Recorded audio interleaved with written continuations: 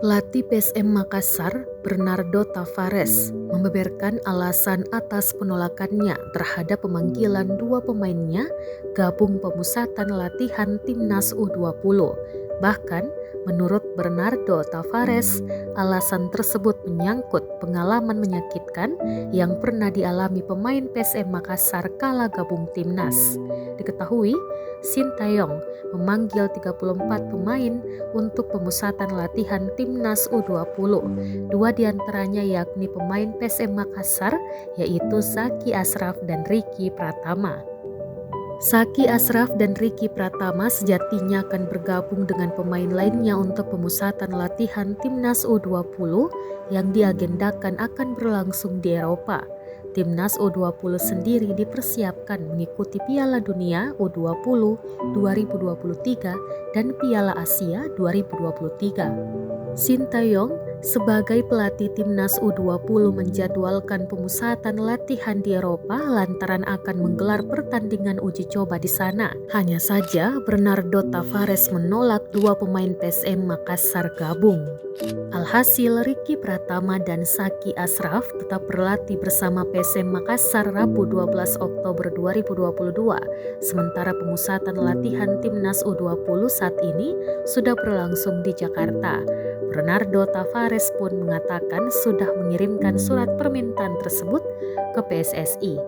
Pelatih berkebangsaan Portugal ini mengakui bahwa dirinya dan tentu skuad PSM Makassar bangga jika ada pemainnya dipanggil memperkuat Timnas Indonesia. Hanya saja pemanggilan Ricky Pratama dan Zaki Ashraf untuk pemusatan latihan dan laga uji coba Timnas U20 menurutnya tidaklah begitu penting saat ini. Ia bahkan menyebut saat berada bersama PSM Makassar, keduanya bisa dipantau perkembangannya.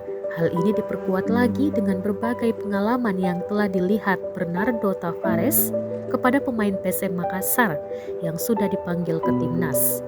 Dia belajar dari pemanggilan Ricky Pratama, Rafli Asrul, dan Edgard Amping sewaktu Piala Presiden.